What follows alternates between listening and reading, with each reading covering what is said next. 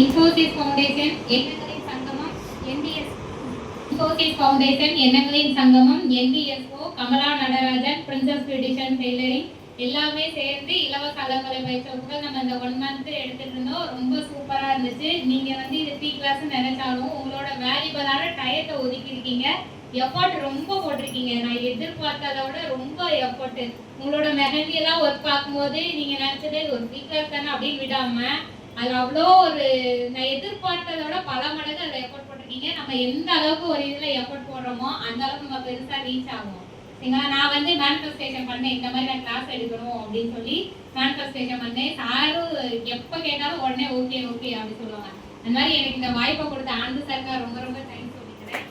அதே மாதிரி நீங்களும் எதுக்கு ஒரு இது நம்ம ஃபேமிலியில் சொல்லுவாங்க, உனக்கு மேரேஜ் ஆச்சு, ஃபேமிலி இருக்கு, பேபி இருக்கு, உன்னால பிஸ்னஸ்லாம் பண்ண முடியாது அப்படி சொல்றாங்கன்னா ஃபர்ஸ்ட் நீங்க வந்து எதை முடியாதுன்னு சொல்றாங்களோ அதை நான் முடிச்சு காட்டணும் அப்படின்னு நினைக்கணும். நான் வந்து அப்படிதான், யாராவது உன்னால முடியாதுன்னு சொல்லிட்டாங்கன்னா எந்த வழியில அதை செஞ்சு காமிக்கணும்னு நிற்பேன் நான். அந்த மாதிரி நீங்க நினைச்சீங்கன்னா நல்லா ஒரு சாதாரண நீங்க அதோட பெரிய லெவலுக்கு வந்துருவீங்க. நீங்க என்ன அவ்வளோ எஃபர்ட் போடுறது ரெடியா இருக்கீங்க.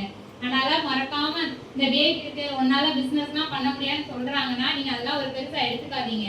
டைரக்டா இறங்கி அடிங்க. எதெல்லாம் வச்சு முடியாதுன்னு சொல்றாங்களோ அதை வச்சே பிசினஸை நீங்க பெருசாக்குங்க.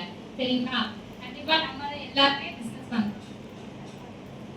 படம் பார்த்துருப்பீங்க. அதுலயுமே என்ன சொல்லியிருப்பாங்கன்னா அந்த பொண்ணுக்கு வந்து பயம் அதிகமா இருக்கும். அந்த பயத்தை போக்குறதுக்கு தான் இவ்வளவு பெரிய போராட்டங்களே. சரிங்களா? அது மாதிரி நம்மளோட பயம் வீக்னஸ் எதோ இருக்கோ அதை ஓரமா எதுக்கி வச்சுட்டு நம்ம அடுத்த ஸ்டெப்பை பார்த்து போயிட்டு இருக்கலாம். நீங்க ஒரு ஸ்டெப் எடுத்து வச்சா போதும், உங்களுக்கு ஆட்டோமேட்டிக்கா மேனிஃபெஸ்டேஷன் பிரபஞ்சத்துல இருந்து உங்களுக்கு அடுத்தடுத்த வாய்ப்பு வந்துகிட்டே இருக்கும். ஸோ இப்போ நீங்க ஃபர்ஸ்ட் ஸ்டெப் எடுத்து வச்சிட்டீங்க. கடினமான படியே ஃபர்ஸ்ட் ஸ்டெப் தான். அதை எடுத்து வச்சாச்சு. இனிமே வர்றது எல்லாம் ஈஸியான ஸ்டெப் தான். சரிங்களா? தாராளமா தைரியமா இருந்தீங்கன்னா வெற்றி கண்டிப்பா உங்களுக்கு கிடைக்கும். தேங்க்யூ.